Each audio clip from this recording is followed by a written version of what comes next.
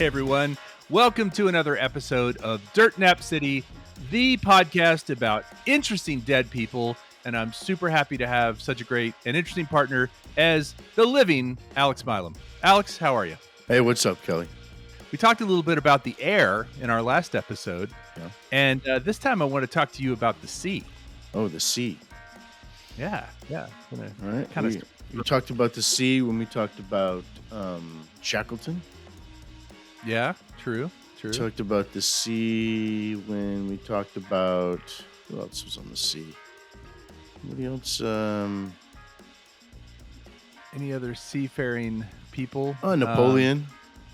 Napoleon, yeah, he did well. Although I think part of his problem was the British had a better navy than he did. So Yeah. And by the way, big shout out to our Patreon supporters. We've got a couple of them now. We've got Al from Austin. We've also got Chris from Austin. So appreciate those guys being early adopters, and adepters of our Patreon. They're much appreciated. And there's different ways to listen to us now too. You don't just have to do it through your podcast platforms, right? You can watch us now too. You can watch us on YouTube. That's right. We have our own YouTube channel. Just search for Dirt Nap City on YouTube. You can listen to us on YouTube. It's interesting because some versions of our content are audio only with just a thumbnail, even though it's a video file. And then some of them are full videos where you see us in all our glory, just like this, if you're into that sort of thing. So lots of options. No, that's great. I'm glad we can be there for people that want to just watch us. You got to meet people where they are, Alex. Is that true? That is true. That's right. true. As a matter of fact, that was sort of a theme. It's going to be a theme of today's podcast. Ooh, a little hint about. Now, I know you're a big fan of the 20th century, but our subject for today was actually born in 1688 in Bridgetown, Barbados, to British parents. He was born into wealth.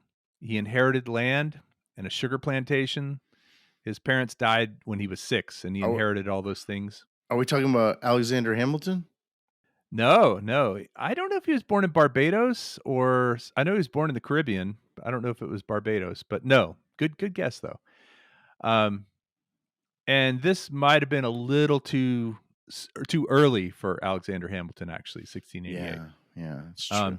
I think he was born a little later than that. But this guy was actually in the military. He was in the Barbados militia, reached the rank of major, although there's not really much record of his military service. He was married and had children.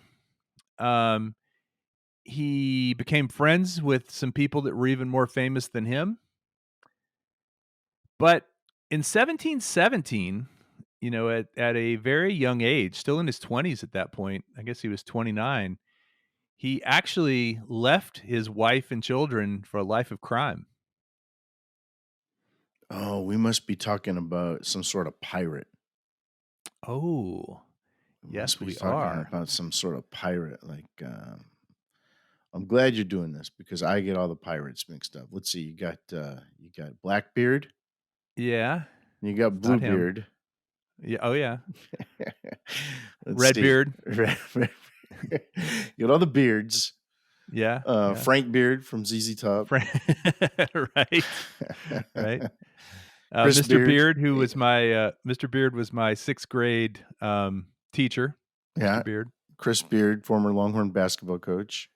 Oh yeah. Once you get all those guys out of the way, you've got Jean Lafitte. Yeah.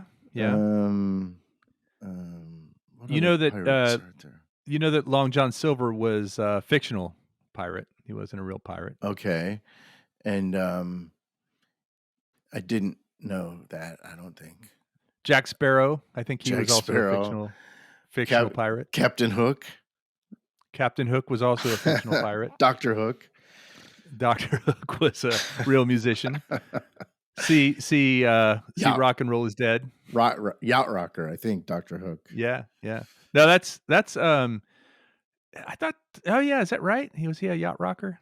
I think I've named all the pirates I know, haven't I? I must have forgotten a good one.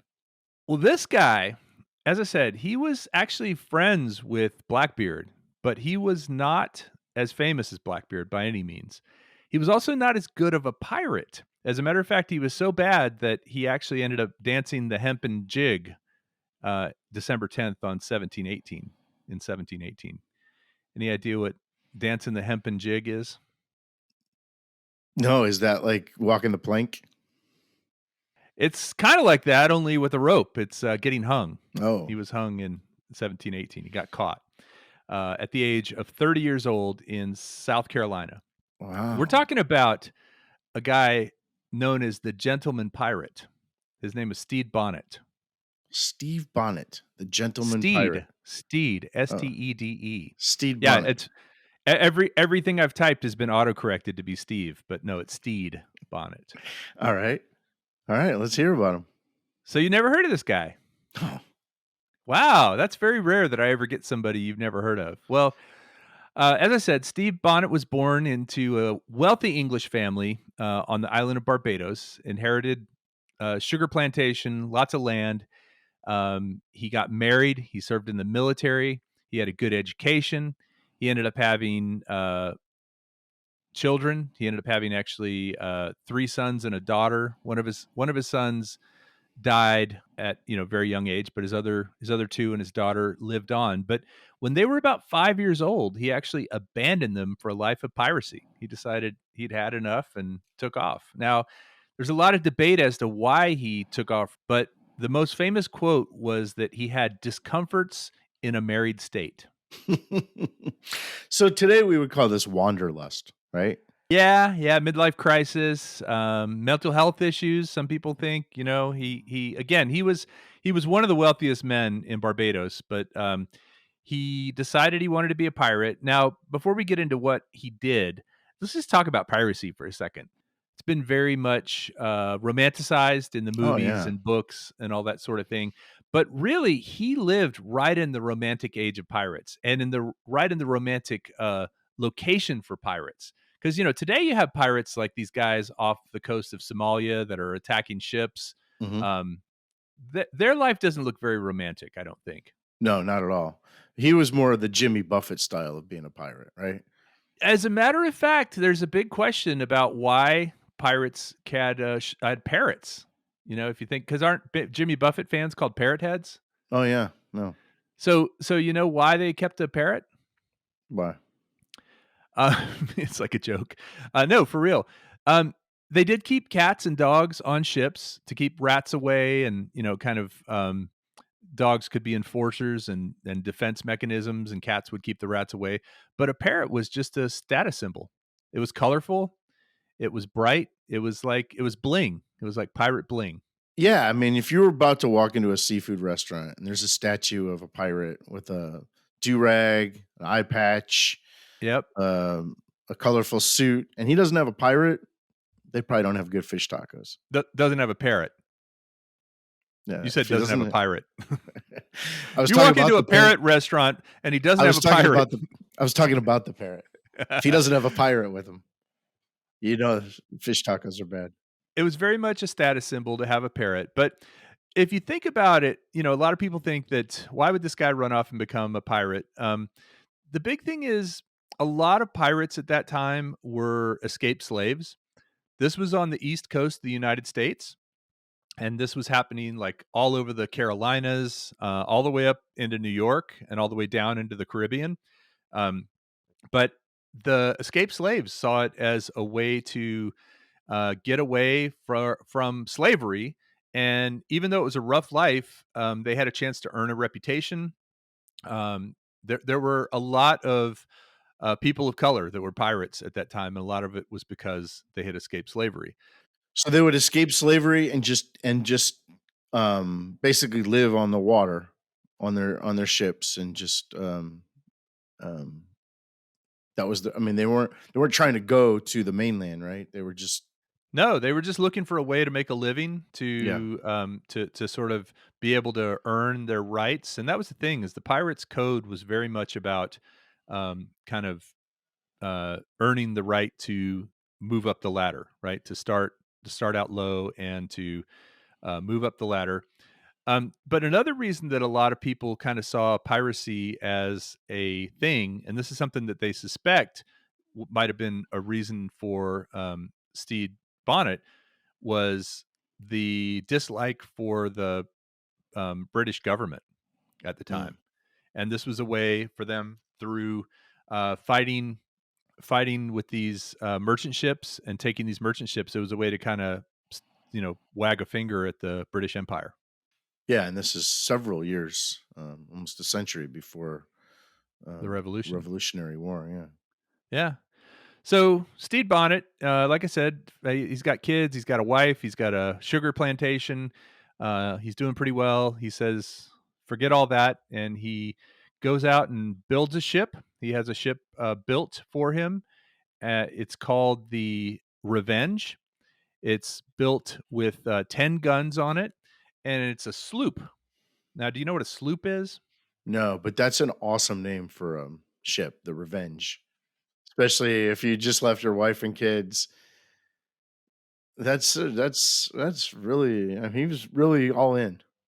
Most pirates actually got their ship by stealing it, whereas Stede Bonnet paid for his.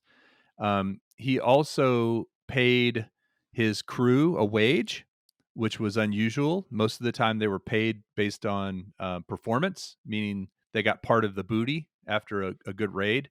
He didn't do that. He said, "I'll pay you all a wage," and he attracted about 70 men to be um, his crew and go out. Well, it was pretty unusual probably for a pirate to start with money. You say he was It a rich was, guy. it was, yeah, and that's exactly why he was called the gentleman pirate. Now, initially, he took off towards Virginia and near the entrance of Chesapeake Bay, and he actually had some success right out of the gate. He was able to capture and plunder four ships right away, or in pretty short order. And it turned out one of those ships was from Barbados, and he was so concerned about people finding out that he had become a pirate that he burned that ship because he didn't want it to go back to Barbados and for anybody to find out. And then he kind of struggled because he didn't know much about being a seaman or a captain or anything like that, and he had a hard time keeping the respect of his men. But he decided he was going to go to a place called the Republic of Pirates, which was on the island of New Providence in the Bahamas. So he took off for that area. He wanted to kind of see what this Republic of Pirates was all about, join the club, learn the handshake, get the t-shirt, all that good stuff. Mhm. And but while he was on his way, he actually encountered a Spanish man-o'-war and he got into a fight with it. I think he might have accidentally started to attack it and then realized it was a warship and, ended up getting his ship pretty badly damaged. He got wounded. About half of his crew was killed and wounded. And he did escape, but he ended up getting to Nassau finally. And he had to kind of um, park it up for a little while, recoup, refit the Revenge, put more guns on. He realized he was short on guns. While he was in Nassau, that's where he met Captain Blackbeard. Now, Mm. Captain Blackbeard's real name was Edward Teach. But I wondered how they could tell it was. Didn't everybody have a black beard back then? I don't know. I mean, I've got kind of a gray beard going right now, That's so true. I But they were you know, also all these guys were in their 30s too. yeah, yeah. Well, I mean, apparently Blackbeard's beard was pretty famous for being shiny, and it was Mm. something that was said that he could blind his enemies with his beard. Oh, wow. Wow. But here's the weirdest thing: is Stede Bonnet is this poofy shirt wearing guy with a ship. By the way, he had an entire library constructed in his quarters on the Revenge, which was pretty Mm. unusual. He had fine china on the Revenge, which was pretty unusual. He was a He he fancy lad. he was a fancy lad, and that didn't go over well with a lot of the men because they kind of just saw it as being, I don't know, sissy or something. But actually, Edward Teach, aka Captain Blackbeard, was impressed, and they became friends. And what happened is, as I said, Steed, the gentleman pirate, had been injured during that battle with the Spanish man o' war, and he was injured so badly that he really couldn't do his duties, and so he asked Blackbeard. And by the way, he had a nicer ship than Blackbeard did at the time, and he asked Blackbeard to come aboard and kind of, um, what is it called when you temporarily captain for him? Is that a Yeah, captain pro tem? yeah, sure. Understudy, Well, no, and that's the thing is Blackbeard substitute. was a much better pirate and a much better sailor and everything else, but just to run the ship while he recouped, that was the thing. Hmm. Now, I assume you mentioned pirate code. I'm sure pirates didn't steal from each other, right? Oh, they did. They did. No, they did. But at this point, he and Blackbeard were actually real friends. I mean, they actually became. As a matter of fact, there's a lot of question as to whether or not there was some intimate relation between the two of them, and it's not known necessarily. But they were friends. They took care of each other, and so for a while, Blackbeard lived on the Revenge and basically captained the ship.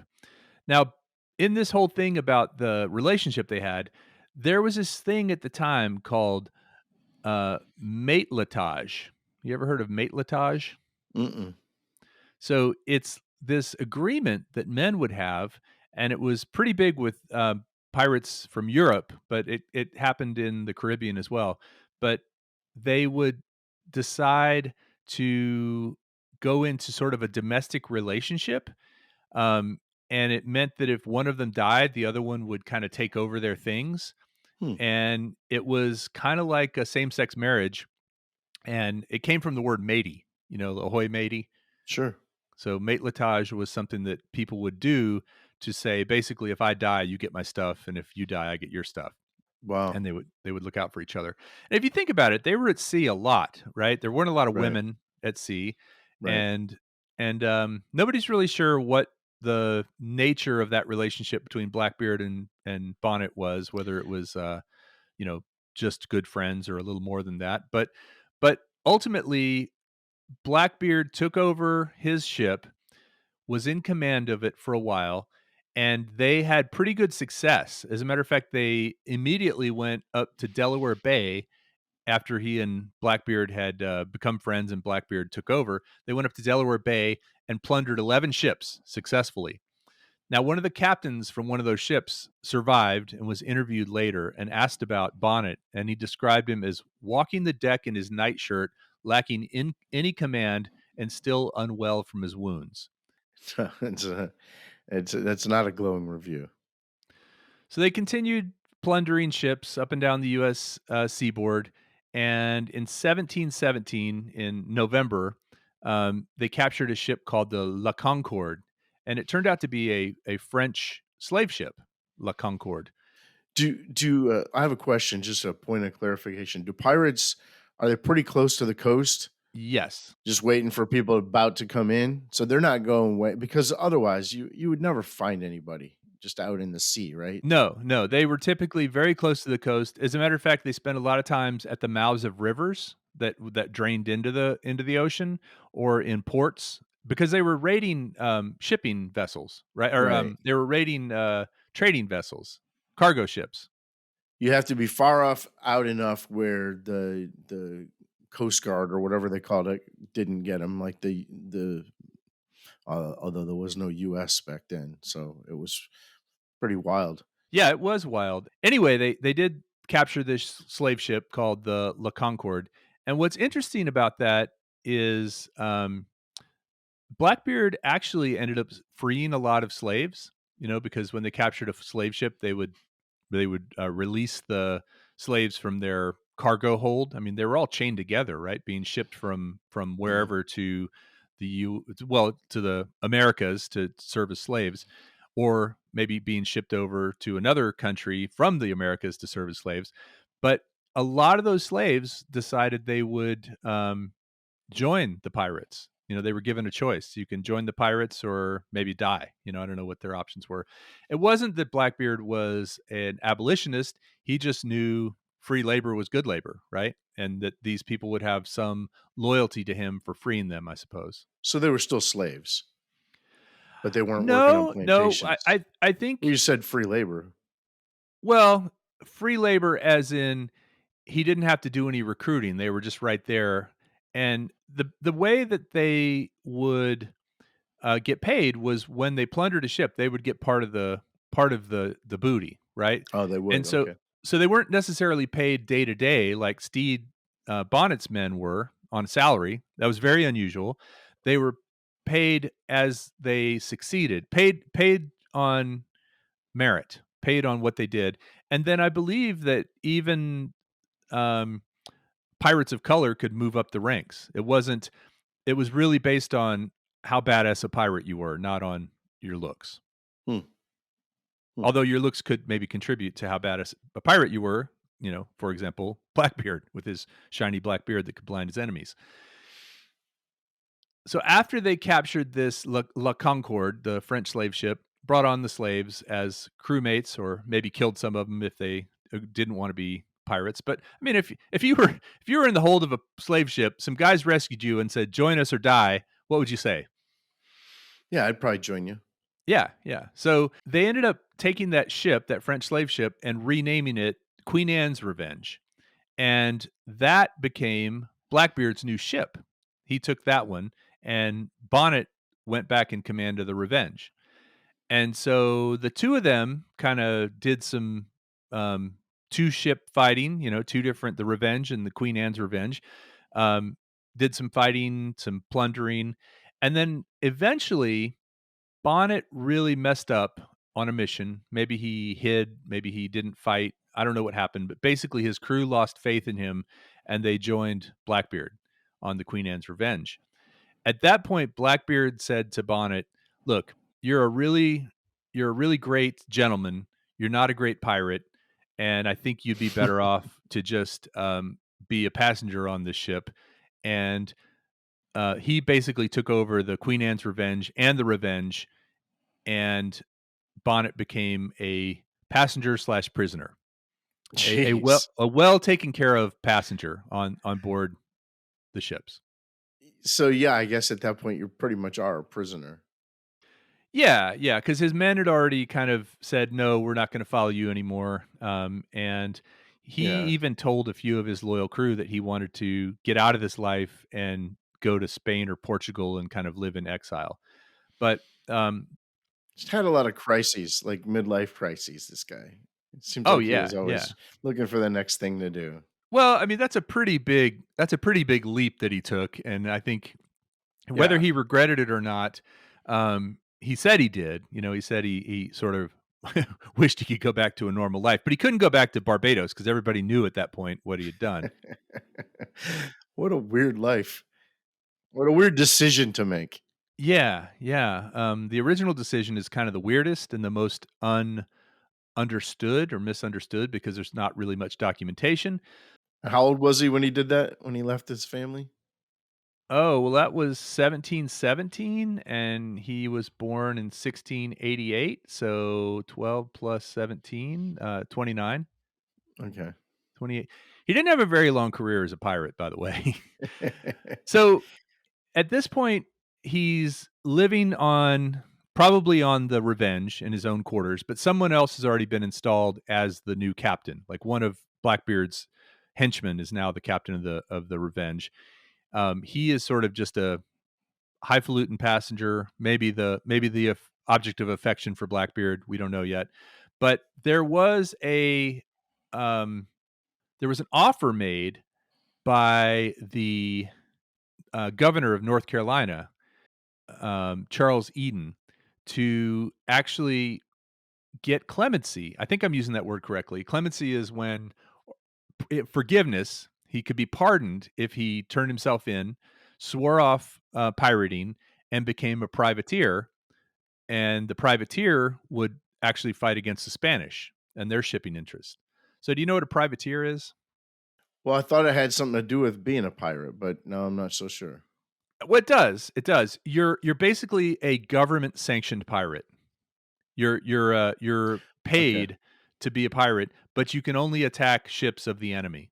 So he was given a pardon by the governor of North Carolina and promised to be a privateer and fight against Spanish shipping ships. And Blackbeard had kind of convinced him he should do this because this thing went out. This notice went out to all pirates. Piracy was a big problem back then, right? And so this thing went out to all pirates saying, if you will uh, mend your ways and promise not to do it anymore, we'll make you a privateer. You'll be forgiven, and you can have a better life and not worry about hanging. Yeah, because otherwise the states aren't getting their colonies aren't getting any of their stuff that they're buying from Right. these So this is a countries. win-win. They get rid of pirates attacking their ships, and they have pirates attacking the Spanish, which is what they wanted. Anyway, he takes this offer, but then after a short period of time, I mean, we're talking weeks here after he gets his pardon, he gets back into pirating. You know, it's a bug. He can't get over it. He's back on the Revenge somehow, but now he actually changes the name of the Revenge to the Royal James, and he changes his name to Captain Thomas. Now, I've heard of that name, Captain Thomas, but he does this because he doesn't want to lose a pardon. He wants everybody to think that Stede Bonnet is a privateer on the Revenge, and then Captain Thomas on the Royal James is a totally different guy. I'd never heard this story, but I like it. He goes as far as to actually pretend to trade with vessels that he's robbing. So now he's robbing vessels, but he gives them something in return and saying that he's trading with them. So That's this is funny. sort of a half-hearted way of kind of keeping his pardon intact. Did he have a fake mustache that he wore as A fake parrot. He had a stuffed parrot. He actually ended up ravaging, pillaging, stealing from a lot more vessels, like more than 10 more vessels, um, taking prisoners, rebuilding his crew because he had lost a lot of his crew, and was um, even taking on more ships. Like he actually had 2 more sloops in his fleet. So it turns out he was a pretty good pirate At this point, he was doing okay. and a pretty good liar too. Yeah, yeah. I mean, he fooled everybody. I mean, of course, there weren't photographs back then, so nobody was really sure what he looked like, right? You had a description, you might have a sketch. Um, so after a little while, though, he ended up getting into another scrape with another ship, and he has his the Royal James, aka the Revenge, gets kind of damaged, right? So he's got to go get it fixed. So he anchors in Cape Fear River, which is, I believe, in South Carolina Okay. near Charleston. Mhm. And this is in August of 1718. So this is, he's been a pirate for a little over a year at this point. He's starting to get his sea legs about him.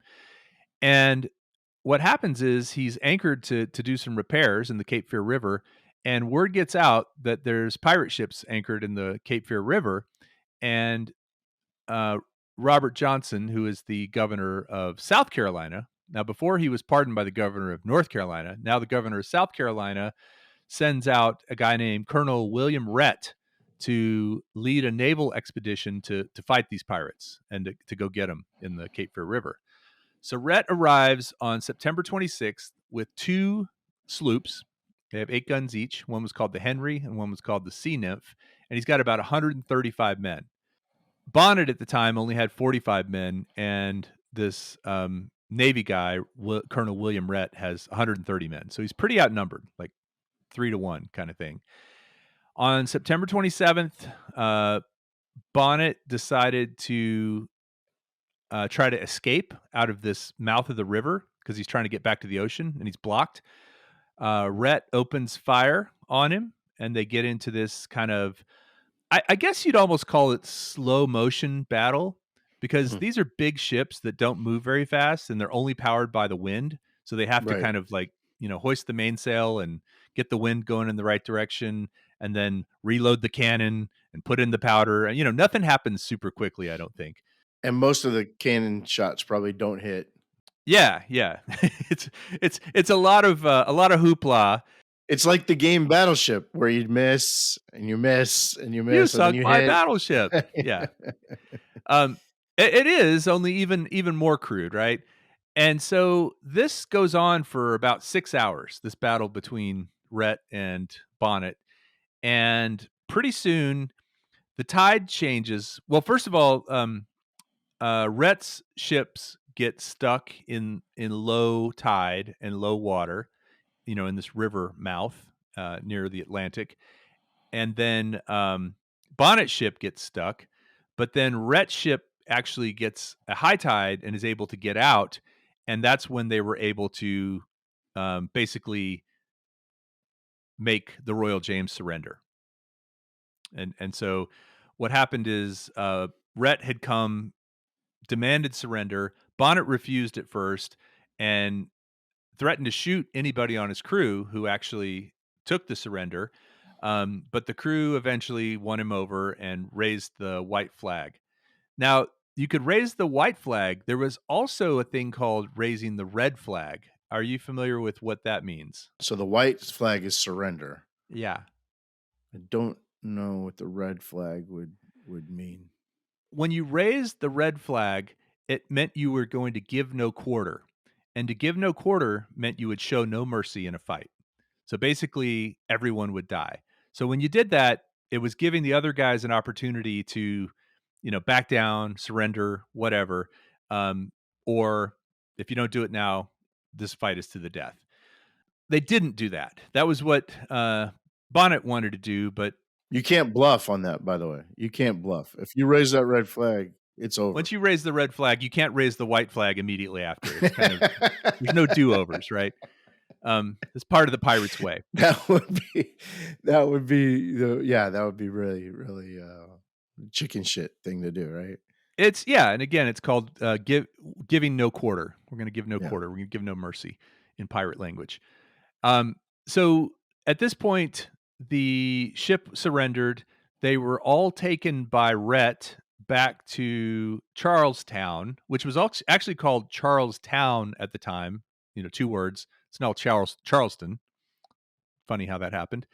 And they were held, but they held Bonnet and his first mate and his boatswain for in a separate place for about 3 weeks, and they held the rest of his crew somewhere else. Don't know why they did that, but the place where Bonnet and his boatswain and his first mate were held was actually at the home of the town marshal, and it was sort of low security, and I guess it's because he was a gentleman, so they figured he deserved there was a lot of, hierarchy back then, right? So And they knew he was a gentleman because of his shirt.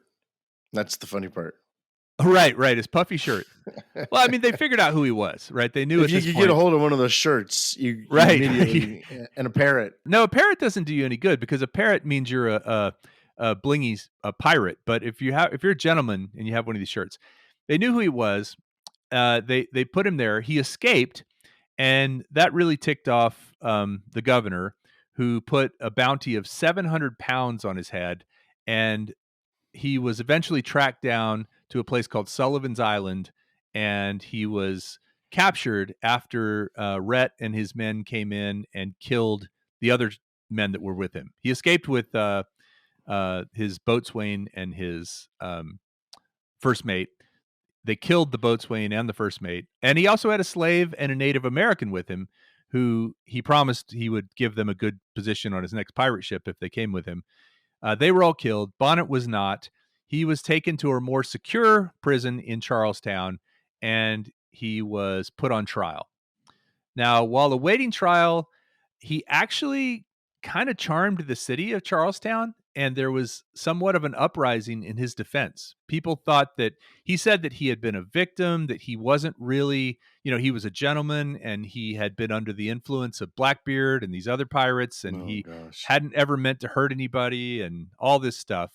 Well, the judge wasn't hearing any of it, and eventually on December 10th of 1718, he what was it called again? He on Oh, December he 10th of did the jig, 1718, he danced the hempen jig. hempen jig. Uh, the hempen being the rope. Yeah, like a hemp rope. hempen rope. Yeah, yeah, yeah. What a scallywag. He seems like the kind of guy that today in contemporary times, he would have been one of those guys. Well, I was gonna say he'd be one of those guys that had like multiple families. Like he'd, have a Right, family going right. on here and then trying to balance another one. And you see these guys sometimes they get caught, or when they died, all these different wives come out of the woodwork, and Yeah, yeah. On they trial for all, a whole bunch of different things. yeah, just You kind of a know, con man. yep, yep. Could be president. So it's it's funny that those kind of people exist in all times, and just depending what the times call for, their job changes, but those people exist all the time. So he never ran into Blackbeard again, huh? After their No, as a falling out. matter of fact, Blackbeard had gone back and taken some of the treasure that the two of them had hidden together, and he was pretty pissed about that. Bonnet was pretty pissed, and he did try to um, get revenge on Blackbeard. He tried to find him and get to him, but he could never find him. Blackbeard was a good sailor, much better sailor, and um, Blackbeard actually died shortly after Bonnet. Like I think was captured, and they really were cracking down on the pirates at the time. Now, a couple of interesting things about Stede Bonnet. One thing is that he supposedly, according to interviews with his men, he was one of the few pirates that actually made people walk the plank. That was not really a common thing back then. Most men just got their heads chopped off, or run through with a cutlass or whatever. But he liked to make men walk the plank. Yeah, because he was like a pretend pirate. He wanted to be a pirate. Right, right. He didn't like the idea of stabbing somebody. It was much less bloody and messy. You tied them first, right? So they were bound. They couldn't swim. So they would basically have to walk off the end and probably drown because they couldn't swim, unless they could get out of the ropes or the hemp. But that was one of the things he did that most pirates didn't do back then. Another interesting thing about pirates in that day, they had a drink. Remember what the pirate drink was called? Ooh, it was some sort of rum punch. Uh, what was it? It was grog. Oh, grog. It's called grog. Grog. And Is it grog like beer? was no, you're right, it was rum. It was, rum mixed with water, and then usually some sort of citrus with vitamin C to fight off scurvy. I wonder if Captain Morgan was a real guy. We'll have to find out. Maybe we could get this episode sponsored by Captain Morgan, if you're listening. Put your right leg up, or is it your left leg? Um, Couple of famous pirate drinks that were around. And again, you're right. Most of these drinks had some sort of juice or citrus in them to ward off the scurvy. There's one called the Fog Cutter. Now that sounds more like somebody with gas to me than a pirate drink. What was in the fog cutter? I don't have all the ingredients, but you can look it up. It did have rum in it though. So each one of these ships had to have a mixologist also on Right, it. right. And that's probably something Stede Bonnet would have liked, right? To have Yeah, I was gonna say. hey, governor. Um, they had one called the Bumbo, and then this drink called the Barbary Coast was actually made with scotch and gin. It was sort of an exception. It didn't have rum in it. So, Yeah, I wouldn't like that. and then the whole reason I started doing this episode was because I started watching this show. It's on HBO, called Our Flag Means Death. Have you heard of that? I've heard of it. Yeah, so it's this silly, silly show about pirates. It has Rise Darby as Bonnet and Taika Waititi as Blackbeard. I Yeah. don't know Oh who yeah, I like him. you know who that guy is? Am I Yeah, saying it yeah, right? yeah, yeah. Taika Waititi. Um, anyway, what's interesting is I started watching that show. I like Rise Darby from Flight of the Concords. Did you ever Mhm. see Flight of the Concords? He Yeah. was the Oh yeah. manager. Mhm. Um, I liked him, and it's silly. My wife turned it on. She was like, "I'm not watching this. This is stupid," and it is pretty stupid. But what's interesting is then I decided to use um, Stede Bonnet as I realized he was a real person. The show actually follows their real life pretty closely. Like, it's all stupid and silly, but a lot of the things that happen in the show are based on actual real events, which I thought was Yeah, pretty interesting. I'm getting the feeling that things were stupid and silly out on the sea back then. Yeah, yeah. I mean, if you call, cleaving him to the brisket stupid and silly, which is where you cut a man in half with your sword. I mean, there was some violence too, don't get me wrong. I just love the idea though that this guy who had it made, he was rich, he had a family, he was like head of a sugar plantation. He's like, there's got to be more out there. I want to Right. be a pirate. Yeah. Yeah. And then he goes and is a pirate and then suffered all the consequences. It'd be like me saying, I want to be a drug dealer. And then he dies at the age of 30. You Yeah. know, Yeah. he was only a pirate for 2 years. Very, um, very short career in pirating. But he probably got everything he wanted out of it. He got to meet Blackbeard. He got to hang out with pirates. He got to get in a lot of scrapes. I mean, if that's what he wanted, he got the full life, right? I think he got it for a little while and then regretted it because he apparently was pretty, um, like he begged a lot at the end. You know, Yeah. I promise to be better. Of course, he had already done that once and received a pardon, and then he escaped, and he did a lot of contradictory things. But Stede Bonnet, let's pour a glass of or a what would you call it? What did they call cups back then? Sure, a chalice. Yeah, sure, why not? He would have had a chalice. The rest of the guys would have, probably drank out of a man's skull, but he probably had a Right. chalice. And that was a good drink. It was called the Man Skull. That's Stede Bonnet, the Gentleman Pirate. If you enjoyed this episode, hope you'll check out more. I think this is our first pirate episode, right? Yeah, it doesn't seem like it is, but I mean, I think we've talked about people that if they were born in the right time, they would have been pirates. That Yeah. was this very specific time period. If you're living on the coast and that it probably looked romantic, and then like you Like said, he Colonel got in over it. Sanders? Yeah, probably. I feel like he got in over his head. Yeah, he did. He did. Mistakes were made, but it makes for a good story and it makes for a good podcast. Yeah, and my favorite thing is just realizing that guys like him are timeless. It depends on when they live, but they exist in our time too. Oh, yeah. There's plenty of them out there. Well, hope you enjoyed the episode. Thanks, Alex, for listening to The Gentleman Pirate. I loved it. Bye. At age 19, I was kidnapped by a Turkish pirate.